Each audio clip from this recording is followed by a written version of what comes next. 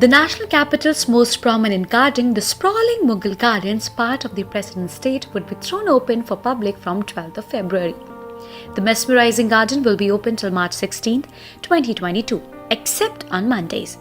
But this time, due to COVID pandemic, there are few rules which all visitors should follow. Let's tell you what are the rules. Rashtrapati Bhavan has opened its gates of Mughal Gardens for the entry of the people.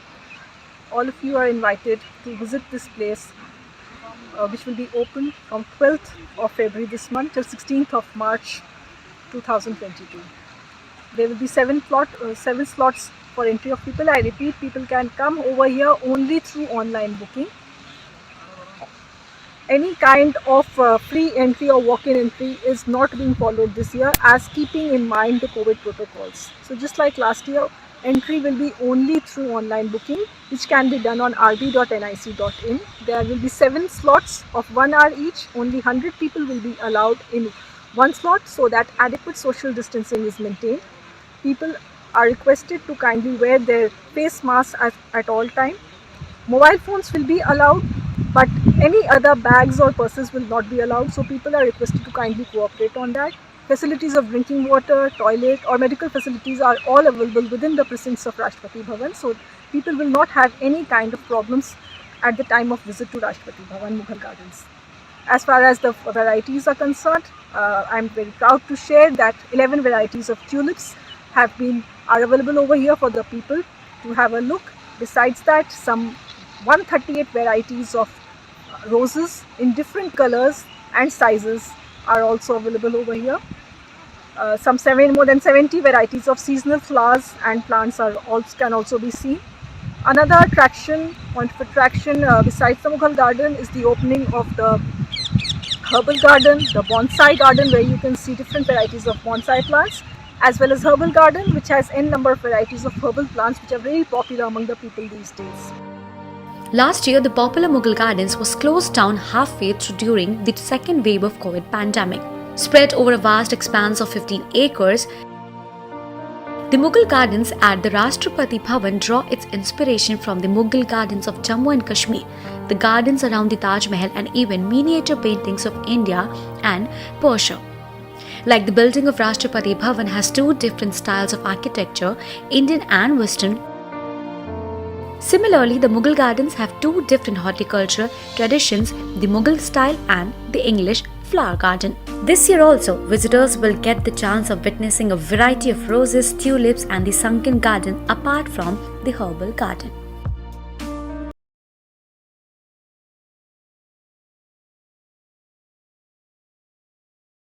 बातचीत करने के लिए मौजूद है छपरौली विधानसभा से राष्ट्रीय लोकदल और Samajwadi party के उम्मीदवार प्रोफेसर अजय कुमार जी। आइए उनसे बातचीत करते हैं। अजय जी, बहुत बड़ी जिम्मेदारी है आपके ऊपर। 1937 से जो गढ़ नहीं हारा विधानसभा में, उसको बचाने की जिम्मेदारी है। बिल्कुल बिल्कुल बिल्कुल हाँ बिल्कुल है। तो क्या आपने किस तरह से आपने चुनाव का पूरा स्ट्रेटेजी प्लान किया? क्या उम्मीद आपको लग रही है कि इस बार आप आरएलडी के इस बड़े गढ़ को बचा पाएंगे? देखिए, युवाओं को रोजगार नहीं, किसानों को उनकी फसलों के दाम नहीं, बहुत सी ऐसी समस्याएं हैं जो सरकार ने वादा किया था वो पूरा नहीं कर पाई।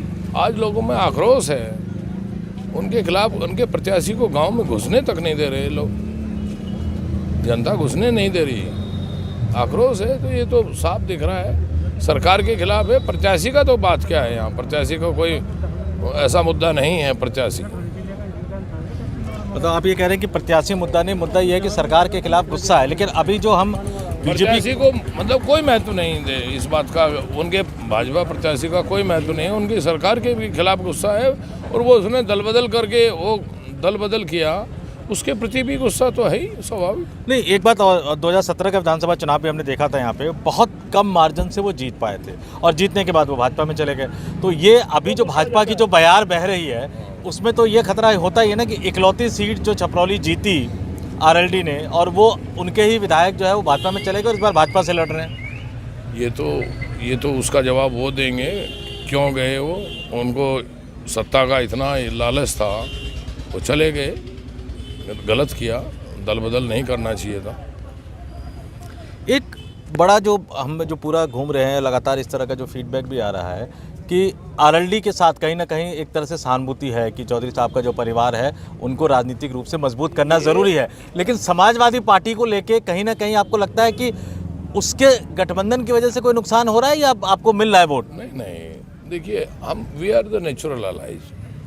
ये चौधरी साहब का ही परिवार है, समाजवादी पार्टी हो चाहे लोकदल हो, हमारी आइडियोलॉजी एक की है, गांव गरीब देहात की, मजदूरों की, किसानों की, युवाओं की हम बात करते रहे, तो इसमें कोई दिक्कत नहीं है। जब ये चुनाव का पूरा माहौल शुरू हुआ था, किसान नाराज थे, धरने पे बैठे हुए थे, दिल्ली बॉर्डर को घेर रखा था, कहा जा रहा था कि जाट नाराज हैं। फिर हमने देखा कि किस तरह से दिल्ली में भाजपा सांसद के घर पे सभा हुई, अमित शाह उन्होंने जाटों से अपने पुराने सैकड़ों वर्ष पुराने रिश्ते की वो याद दिलाते रहे।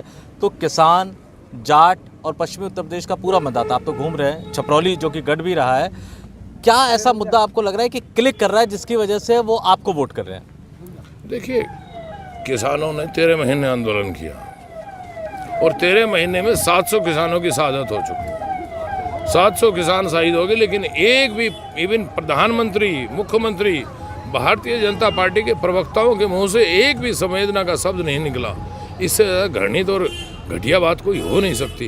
किसानों को इन्होंने अपमान किया है, अत्याचार किए, समाज दलितों पे भी अत्याचार किए और अल्पसंख्यक इनसे वैसे ही खपा है, उनके ऊपर भी अत्याचार जारी है। इनके अत्याचार आगे से अंदर रमाला घूम रहा है, डीएम पूरा लश्कर दबदबा बना रहा है, रमाला। तो ये सारी नीतियां हैं जो भारतीय जनता पार्टी की, इसके खिलाफ गुस्सा है लोगों में, बेहद गुस्सा है। बिल्कुल। और ये अब कुछ किश्ती डूब रही है, अब ये 250 को बुलाएं, 500 को बुलाएं, अब कुछ होने जाना नहीं। पश्चिम उत्तर प्रदेश में एक बयार बह रही है समाजवादी पार्टी रालोद गठबंधन की, और वो धुर पूरब तक जाएगी। बिल्कुल। आईएनए से बात करने के लिए बहुत बहुत धन्यवाद। तो प्रोफेसर अजय कुमार साफ साफ कह रहे हैं कि किसान तो नाराज था ही, जाट नाराज है ही, अल्पसंख्यक भी नाराज है और दलित भी नाराज है। यानी कुल मिला के ये कह रहे हैं कि छपरौली का ये गढ़ जो चौधरी चरण सिंह के परिवार का गढ़ रहा है, वो इस बार इसको बचाने में कामयाब हो पाएंगे, ऐसा दावा प्रोफेसर अजय कुमार कर रहे हैं।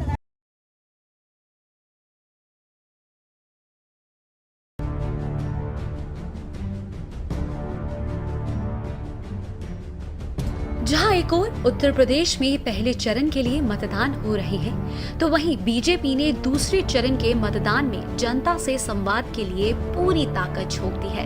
इसी कड़ी में पहले चरण के मतदान के बीच प्रधानमंत्री नरेंद्र मोदी ने गुरुवार को सहारनपुर में जनसभा को संबोधित किया। इस दौरान पीएम मोदी ने पहले की सरकारों को निशाने पर लिया, खास तौर पर समाजवादी पार्टी को। पीएम मोदी ने परिवारवाद से लेकर माफियावाद तक विपक्ष पर जमकर हमला बोला। भाइयों बहनों, ये मैं इसलिए दोहरा रहा हूं, मैं ये इसलिए कह रहा हूं क्योंकि ये जो गोर परिवारवादी लोग सरकार में होते तो शायद वैक्सीन रास्ते में ही कहीं बिक जाती और आप कोरोना से भय से आतंकित होकर के जीवन मृत्यु की लड़ाई लड़ने के लिए मजबूर हो जाते। सहारनपुर के मेरे प्यारे भाइयों बहनों, बताओ जरा, मुझे ताकत से जवाब देना, कानून का राज होना चाहिए कि नहीं होना चाहिए? कानून का डंडा चलना चाहिए कि नहीं चलना चाहिए?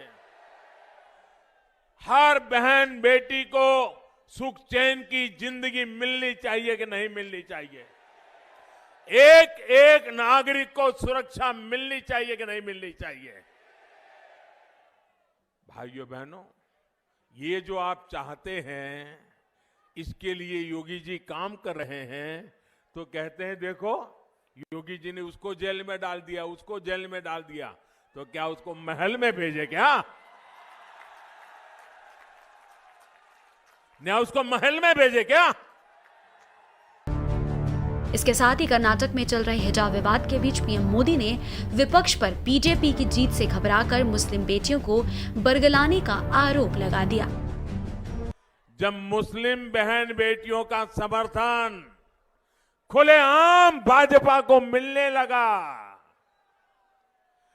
जब मुस्लिम बेटियां एक एक 2 मिनट के अपने वीडियो डालने लगी, भाजपा की सरकार की तारीफ करने लगी, सदियों के बाद इतना बड़ा सम्मान मिला, इसके लिए गौरव गान करने लगी, तो जो कुछ वोटों के ठेकेदार होते हैं उनकी नींद हराम हो गई, वो बेचैन हो गए।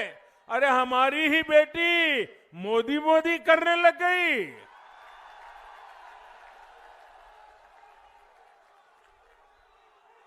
उनके पेट में दर्द होने लगा। मोदी की तारीफ में मुस्लिम बहनों के बयान, उनके वीडियो देखकर इन ठेकेदारों को लगा कि इन बेटियों को रोकना होगा, ये इतनी बड़ी मोदी के तरफ में चली जाएगी तो घर में ही उनका राज आ जाएगा। और इसलिए मुस्लिम बहन बेटियों का उनको हक रोकने के लिए, उनके विकास के आकांक्षाओं को रोकने के लिए नए नए तरीके खोजे जा रहे हैं। वो लोग मुस्लिम बहनों को बरगला रहे हैं ताकि मुस्लिम बेटियों का जीवन हमेशा पीछे ही रहे। वहीं यूपी में सपा सरकार के दौरान हुए दंगों का जिक्र करते हुए पीएम ने सपा के उम्मीदवारों की लिस्ट को निशाने पर लिया। उन्होंने कहा कि मुजफ्फरनगर में सहारनपुर के दंगों के आरोपियों को विपक्ष के नेता यूपी के चुनावों में अपना उम्मीदवार बना रहे हैं। ये उनकी दंगावादी मानसिकता को दर्शाता है। मुजफ्फरनगर में जो हुआ वो तो कलंक था ही, यहां सहारनपुर में जो कुछ हुआ था वो भी खौफनाक था कि नहीं था? याद है कि नहीं है? राजनीतिक संरक्षण में कैसे लोगों को निशाना बनाया जाता है, सहारनपुर का दंगा इसका प्रमाण है मेरे भाइयों बहनों, प्रमाण है। पूरे पश्चिम यूपी में इन लोगों ने चुन चुन करके अपराधियों को मैदान में उतारा है। हालत तो ये है कि ये लोग अब राष्ट्र विरोधियों को अपना प्रस्तावक तक बना रहे हैं। इसका इरादा आप जरूर समझिए। योगी जी की सरकार ने अपराधियों के खिलाफ कार्रवाई की, उन्हें जेल भेजा, इसलिए इनका गुस्सा 7वें आसमान पर पहुंचा हुआ है। ये लोग यूपी के लोगों से बदला लेना चाहते हैं, आपसे बदला लेना चाहते हैं।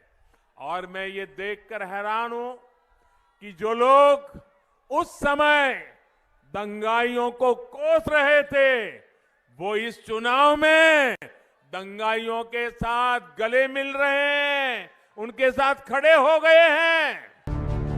प्रधानमंत्री मोदी ने यूपी में बीजेपी को जीत की गद्दी तक दोबारा पहुंचाने के लिए पूरी ताकत झोंक दी है। कोरोना के कारण रैलियों और रोड शो पर पाबंदियों के कारण पहले चरण में पीएम मोदी को वर्चुअल रैली ही करनी पड़ी, लेकिन अब पीएम मोदी और बीजेपी जगह जगह जाकर फिजिकल रैलियों के माध्यम से जनता के बीच माहौल बनाने में जुट गई है।